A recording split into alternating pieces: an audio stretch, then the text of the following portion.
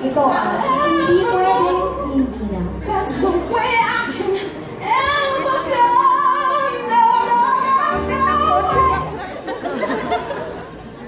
No. Hindi pwede. I can't accept your breakup. I just can't. You have to give me a more valid reason than that.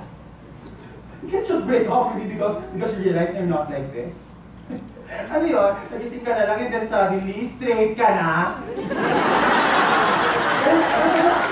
Saan kung dahil kabakaan mo, ha? Sinapo mo, tapos nawala na parang gandra. Sinapo mo, tapos nagawa na parang mansya. Nilagyan mo na alcohol, tapos nalinis na parang germs. 6 years. 6 fucking years. He's gonna tell me that the last 6 years was just an experiment for you, huh? They were just confused.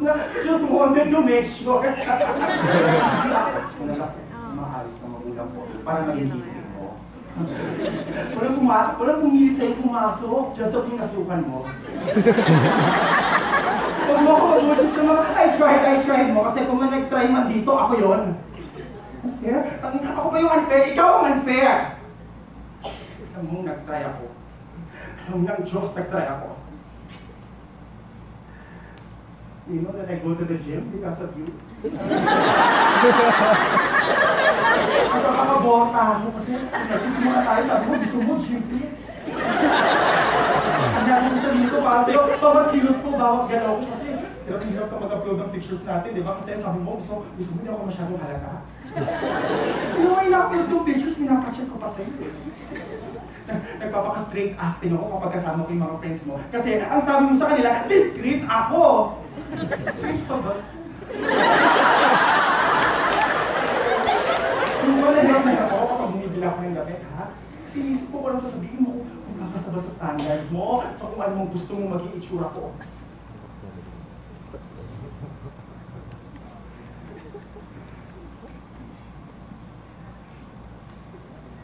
Limutan ko si Samantha. Si Samantha! Si Samantha na alter ego ko!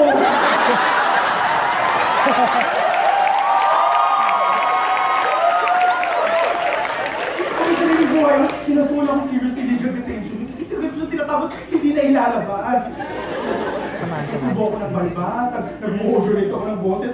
Hindi na pati mga friends ko, pinalimutan ko para sa'yo. And then you're just gonna break up with me because you think we're not the same.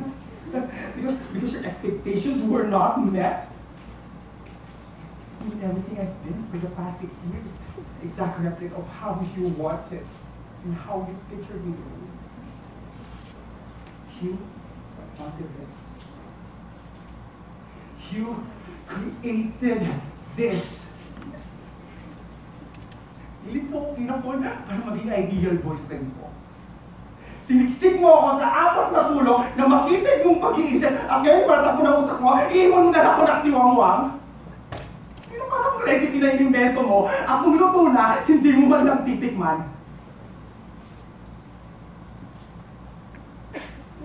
Hinimutan ko yung dati kong sarili para sa'yo. Every time I look in the mirror, parang may ibang tama nakapigil sa kanila. It's begging me to stop. I wanted to. I wanted to just stop and return to my old flamboyant self, to that wild, crazy bitch who used to be the life of the party, the fashion goddess, the punchline machine, pero no. Hindi yung pwede sa'yo, di ba? Kasi, baka magtanong mama mo. Kasi baka palayasin ka ng papa mo. Kasi baka malaman ng mga empleyado nyo nakakahiya. Pinilit ko mag-tone down. Stop the gay parade and turn into a tango of never-ending bore just to feed your ambition. Ay ko yung dati kong sarili para buhayin yung mga fantasies mo, and this is what I get? I mean, I didn't give up my high heel for this kind of shit! Sorry, but no. You are stuck with me because I'm not accepting your breakup. I just can't. You have to give me a more valid reason than that. Oh,